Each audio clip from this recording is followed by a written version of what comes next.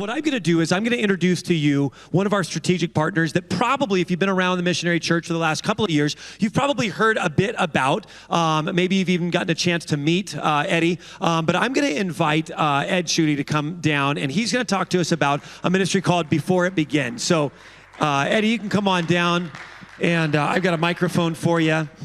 And I'm gonna start by really just asking you, for anyone who's in the room who maybe doesn't know what Before It Begins is even all about, just give us kind of an overview of what the ministry is, and then I'll ask you some follow-up questions. Absolutely. How many people have heard about Before It Begins? You know that we serve ministers and pastors who may be struggling with sexual temptation or sin. How many of us know what you guys are all about? How many have heard? Okay. Fantastic. This is good, and this will partly influence what I speak about. How many people know that Before It Begins, we offer trainings and events and workshops, such as the one we're doing tomorrow on the church's voice and the transgender conversation? How many people know we do trainings like that for the church? All right, this is going to be great. How many know that we have services for all ministers and pastors, not just those who struggle with sexual sin or temptation? And the last one I'll do, it's a bit of a trick question. How many know that we have a subscription program for churches where you can partner with us, and we offer a comprehensive program for you to protect your pastors and train your church? Does anyone know that? All right. Okay, good. And these guys only know this because I had spoken to them ahead of time, but I will be announcing and sharing more of that later. You didn't have to tell anybody that. Yeah. We just could have seemed really smart. Yeah. Okay, so hey, for those who have never heard, let me just quickly say, we are a confidential ministry that the Missionary Church has partnered with as the preferred provider, exclusive provider for ministers that are struggling with sexual sin or sexual temptation. They can call Before It Begins, completely confidential, completely complimentary, and get immediately connected to our advocates, who then enter into a relationship with them. They offer coaching, they offer spiritual covering for this journey, they offer counseling, crisis support, and companionship. And so that is a real quick high-level overview of what we do. For those who were unfamiliar, I would love an opportunity to speak to you more about that, because that was really brief. To the majority who have heard about Before It Begins, I wanted to share on a couple of those other programs. So first, we do have a ministry for all ministers. And so not all of us, or many of us, don't struggle with sexual sin. Many of us do. But many of us don't. But all of us experience temptation. Is there anyone here who does not experience temptation? And so, we believe that all of us experience temptation, and all of us need support and help. We recognize, and in fact, we exist because ministers oftentimes don't have a safe place to go to get that help, because of the risk of people finding out and the stigma associated with it in the church. And so if you're a minister and you have local accountability with an elder or a trusted brother or sister, if you're a female, then we bless that. We say that is the best, and we think everyone needs that. But for the many who don't, we offer to you our Ironman program. Our Ironman program offers the same complimentary and confidential access to our advocates, but it's not a restorative process that is much more intense, much more structured, involving regular assessments with an active plan. It is simply checking in with you once or twice a month, praying for you, keeping you accountable, things that we all need that many of us in the ministry don't have. And so if that's you, I do want to just urge you to pick up the phone and call Before It Begins to learn more about the Ironman program. Secondly, I wanted to speak briefly about a new church subscription that we're offering. And so our present program covers all credentialed ministers in the Missionary Church, which excludes the majority of the church. We're launching a new subscription plan where for $250 a month or $3,000 a year, you get the following services. Number one, you get a kickoff event when we come in and launch this ministry in your church. We have a couple different types of events, whether for men or for adults of all ages, that is meant to inspire engagement with this issue in your church and begin inspiring people to take this issue very seriously and get the help that we all need. So you get a kickoff event. All of your pastors and ministers, whether they're credentialed or not, get access to our advocates to protect them. Number three, we'll train a few people from your church that you select. We'll train them to be advocates for the rest of your members of your church. And number four, you'll have access to all of our full selection of training suites. And so, again, all of that for $250 a month or $3,000 a year. It's a great value. And the last thing I want to say before we go into Q&A, does anyone remember when Steve was presenting and he asked Oz Guinness that question? Where do we start with the weight of this culture engagement? Does anyone remember what Oz Guinness said about where we start? He said, go back to what God said to Moses. That's a hint. Anyone remember now? Yes, yeah. Start with the children. Amen. I am very passionate about speaking to parents, equipping parents. We have a lot of those training materials that I just mentioned that you get access to as part of that subscription, or we can do separately outside of that subscription for you. We have a lot of training materials that equip parents on how to teach and train their kids to grow up in biblical sexuality.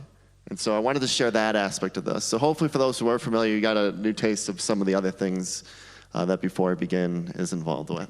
Yeah, some of that I hadn't heard yet. Yeah. I mean, we've talked plenty of times, and so some of that was even new to me. So pretty robust set of services and ministry opportunities for churches, for sure, beyond maybe some of the things that we were already familiar with. And I want to ask you this question. I mean, this is a unique, it's a needed, very, very needed and necessary ministry area, but it's a unique ministry area. How did you, because I don't know if all of us know this, how did you get involved in this to begin with? And why are you so passionate about this?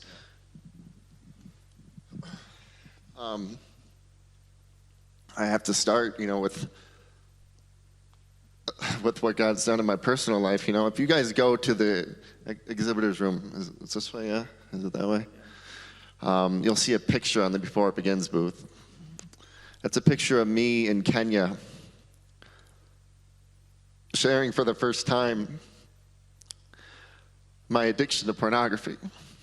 The picture was taken in November of 2014. I shared my addiction to pornography to that group of men, majority of whom I did not know, except for the pastor who was leading the event.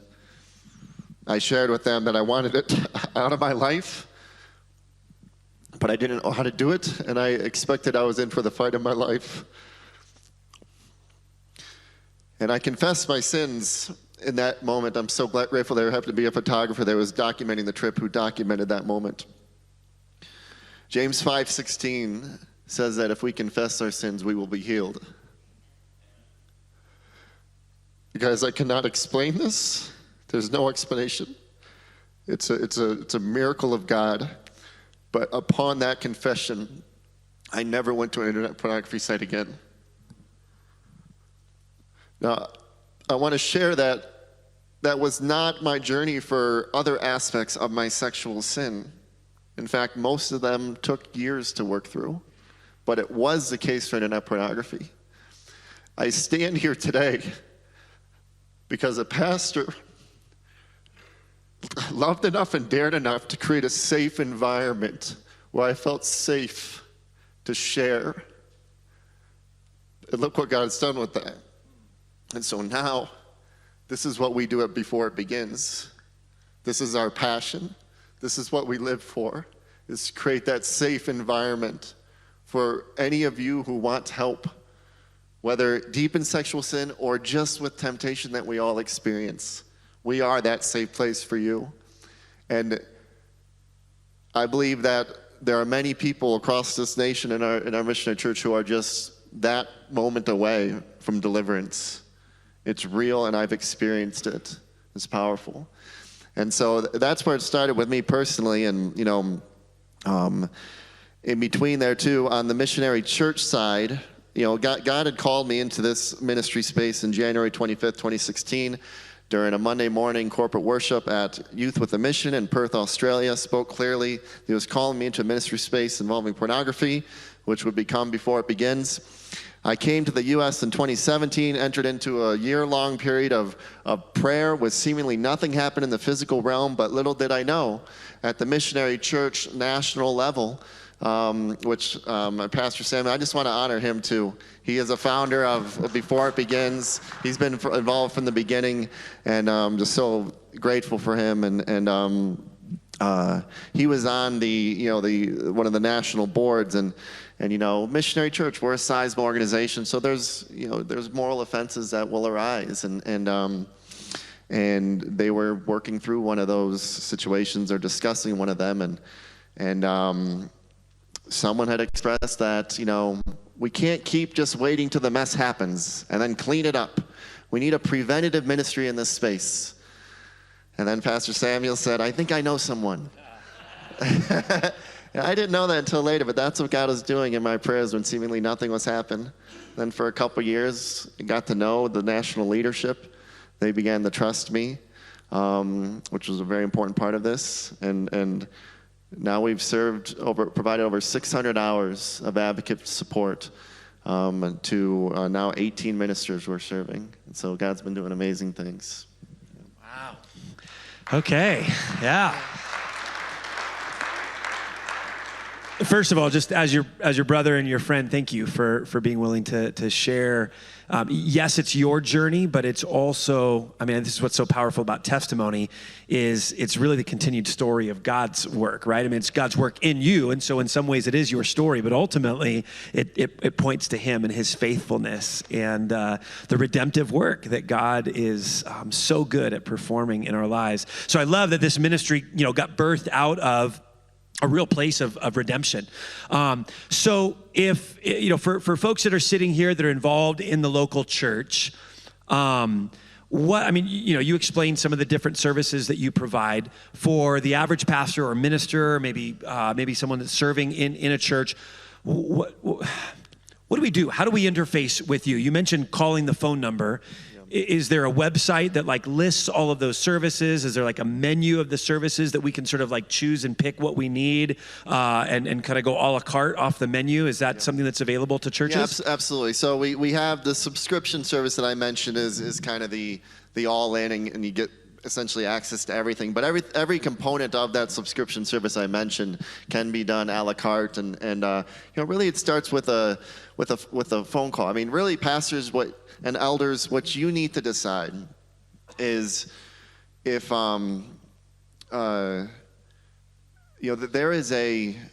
there's a war going on all around us, and Steve talked about that, and we need to rise up and be a part of that. But before we can be an effective part of that, we first need to be transformed ourselves. And for those of us in the church who have struggled with this, and even for those who are no longer struggling with it, but maybe haven't been pursued total healing in that, it's going to inhibit it. It's going to inhibit our ability to engage in what God is calling us to. And so, pastors, elders, if you want to call your church into that, then I would propose to you that the topic of purity, is a topic that must be directly addressed. And if you agree with that, and if you want to make this a priority for your church, we're a great partner to come in and be someone else from the outside who comes in and speaks about this, but then works with you and your team, as I said, training your people, because we understand, I'm going to leave your church. after the event. Pastor Samuel, who does all of our speaking, and Don, who does our ministry, we're going to leave your church after the event and this and that, and I'm going to train your advocate team, and meet with them monthly on our advocate calls. The point is, it's going to be your church that's going to make it happen, not us. And so that's the decision for you. Is it a priority? And if so, give us a call. So one more kind of scenario that for me anyway has been a pretty common scenario is to have a man, a father or a husband, maybe even a student in a student ministry context, maybe at a summer camp or something, asks, hey, can I talk to you about something, right? Or in some sort of context confesses that this has been a struggle for them. And I know for me as a pastor, as much as I want to, kind of take everybody under my wing and disciple everybody and meet with everybody, and that's not always possible. And then for some of our other ministry team, they may not have the tools and the skills and the ability to really walk this young man or this father or this husband through some sort of restorative process. So typically it ends up being, well, you need to get an accountability partner. Maybe it's me, maybe it's somebody else. And oftentimes I've found that only lasts for so long. That accountability partner that at first says, yeah, I'd love to check in on you, brother. Call me anytime you're having a problem. After a while, I find out it's not happening consistently. Or I'll recommend, hey, talk to your small group, talk to your small group leader, go back and talk to those guys. And, they'll have this one moment where there's this moment of confession, lots of confession. It's beautiful. Guys are crying and all this. But then no one really knows how to take it from there and actually be strategic about helping these men. Is that the sort of thing that before it begins can step in and say, hey, we can help with those kinds of individual situations. And more than that, I want to encourage, I want to put this view of ours out there. We do get calls from senior pastors for someone else on their team. And we tell them the same thing, happy to explain our services to you. We're happy to serve this individual, but they need to call us.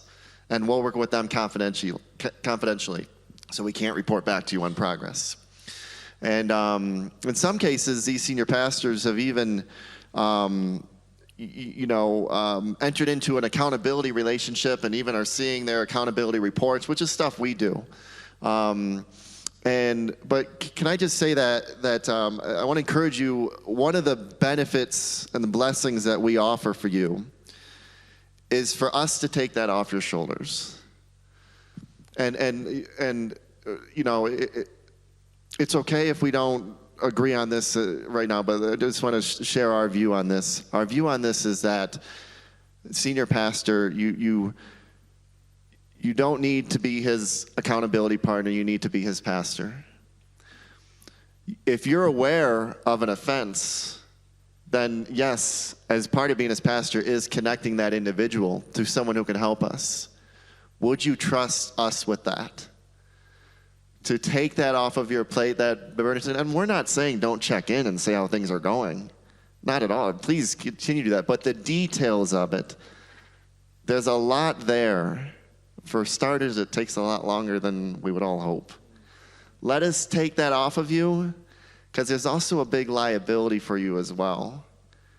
Because people feel very differently about what to do in these situations. And if the way you're handling it is different than your elders think, then now suddenly you might be in a bad position. That, oh, you mean you knew this? And this is what you've been doing? You haven't done this yet? You see what I'm saying? Let us bear that burden for you. This is what we do.